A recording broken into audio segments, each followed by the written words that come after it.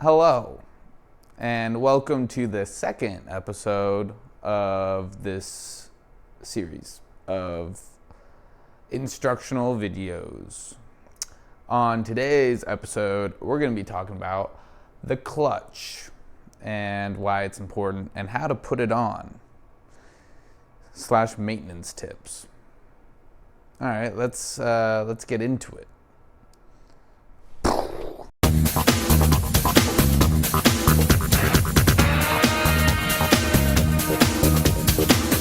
Okay, so here is the clutch. The clutch is what provides power from the engine to the rear wheels. And basically, it engages at a certain RPM, and you can adjust that RPM for different performance usage. Okay, so now we're gonna look at how to put it on. Okay, so now going on to actually mounting the clutch. So we have here an engine. So the very first thing you want to do with mounting a clutch is making sure the crankshaft and the surrounding area is clean. So you want to give that a bit of a clean.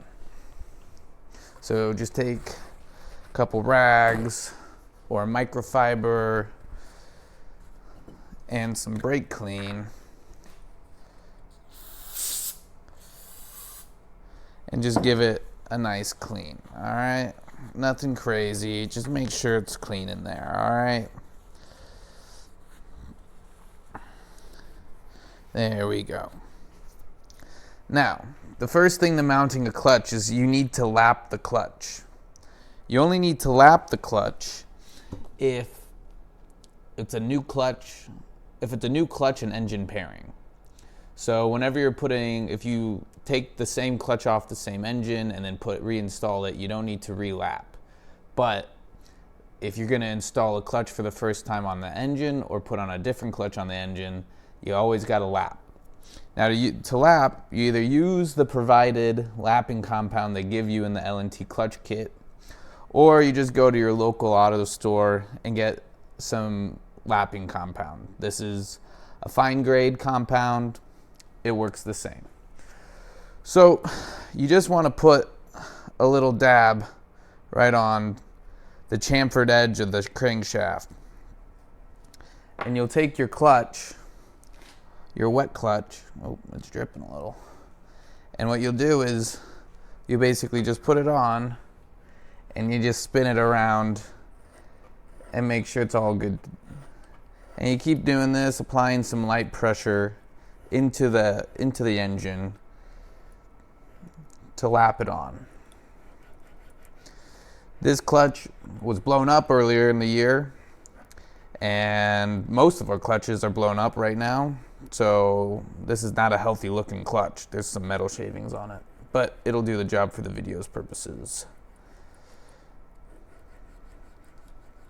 So you keep lapping. This is a pretty important job because if you don't lap correctly, then your clutch is never going to seat properly, and you can have a bunch of issues such as shearing clutch keys or just and other seating issues.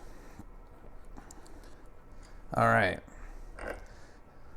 So that looks pretty good after a couple seconds of doing that. So now, once again, spray it down, give it a clean. That clutch smells terrible. Make sure you get off all the lapping compound.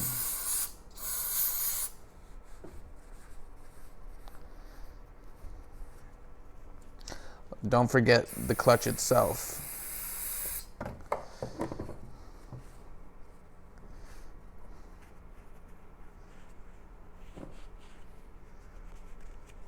Make sure to get everywhere in the clutch. All right.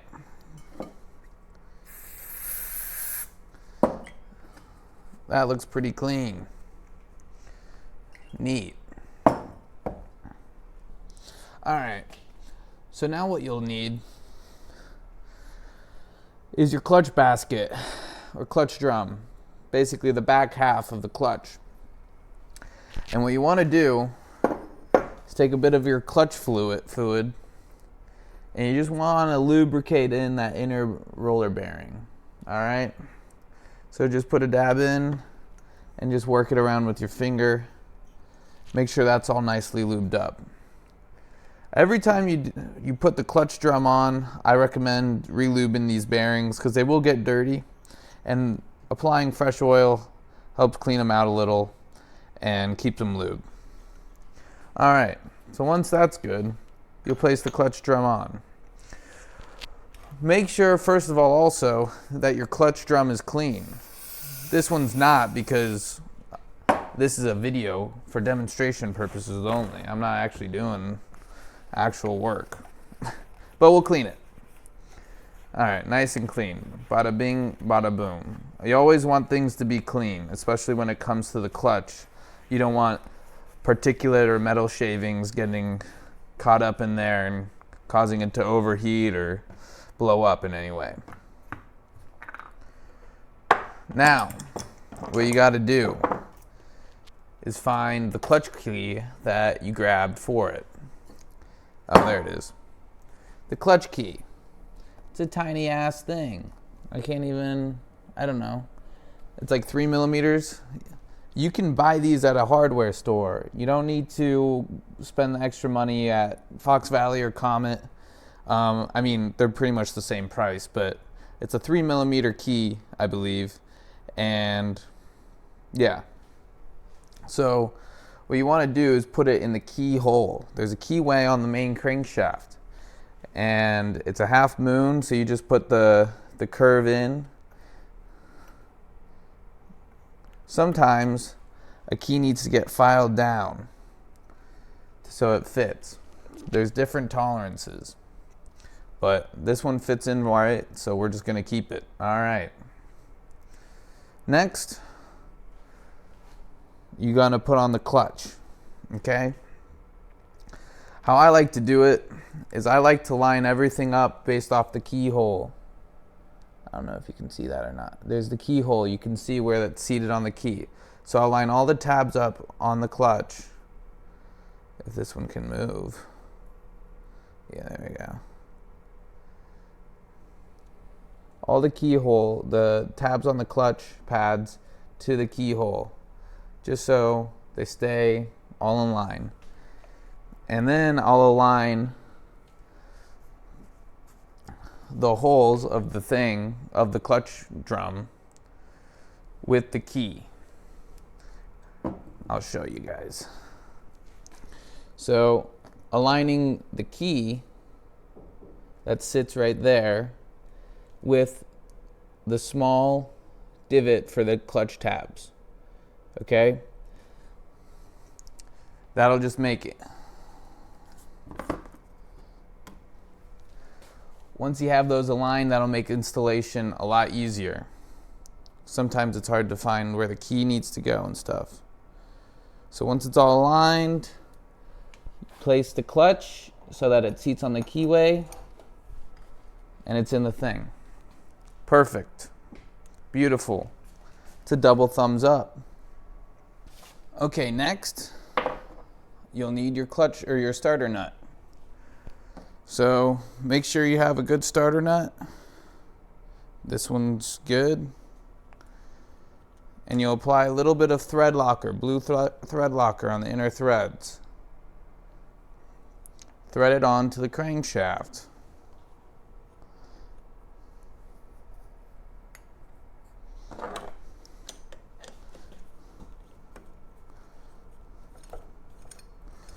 It's an 8 millimeter.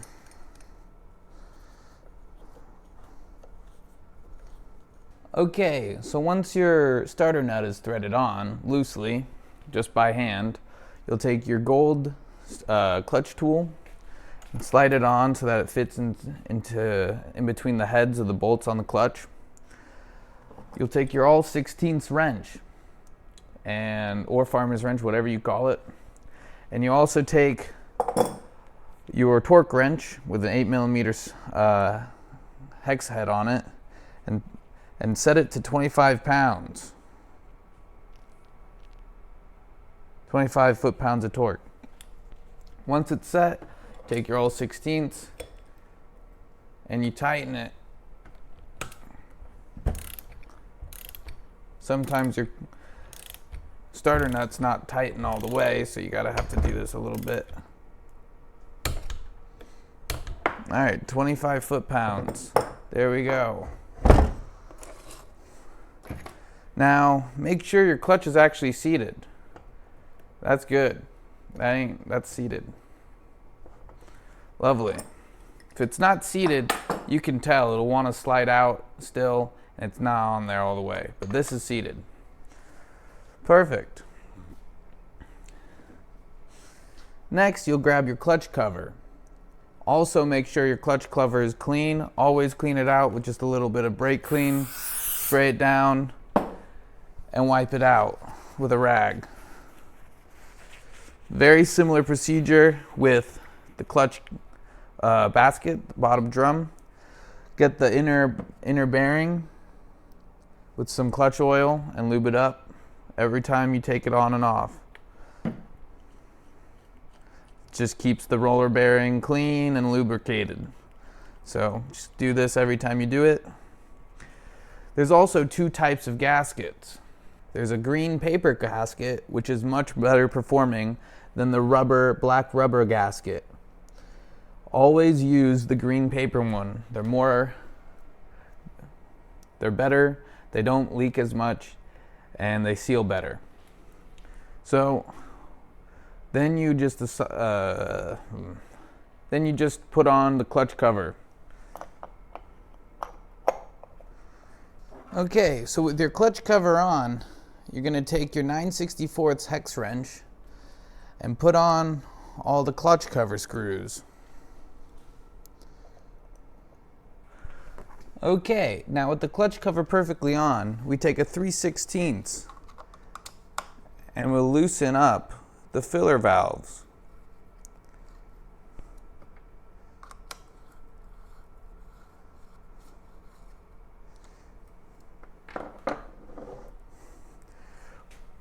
Once you have those filled out, you have to level the two lines that are on the clutch cover.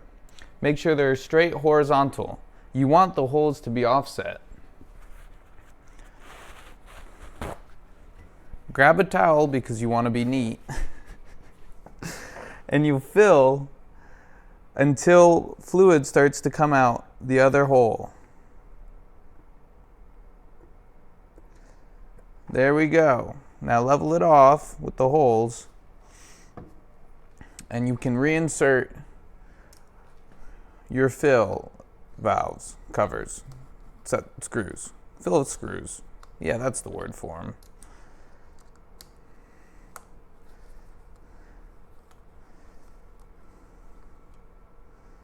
Now you have successfully put on an L&T wet clutch. When installing this on the cart, don't forget to add your third bearing support and to safety wire it. Now it's time to look at some general maintenance and adjustment tips for the clutch. Here is the L&T wet clutch. When you're first installing it after, let's say, a rebuild, you want to make sure that all the set screws are twisted all the way clockwise so that they're tight. To ensure that, use a 3/32 and just twist it to make sure they're all tight to the right. Now, you want to do at least probably around 3/4 to a turn of preload for an initial decent estimate for around a 10,000 RPM engagement point. To increase engagement, you want to rotate the set screws counterclockwise to the left.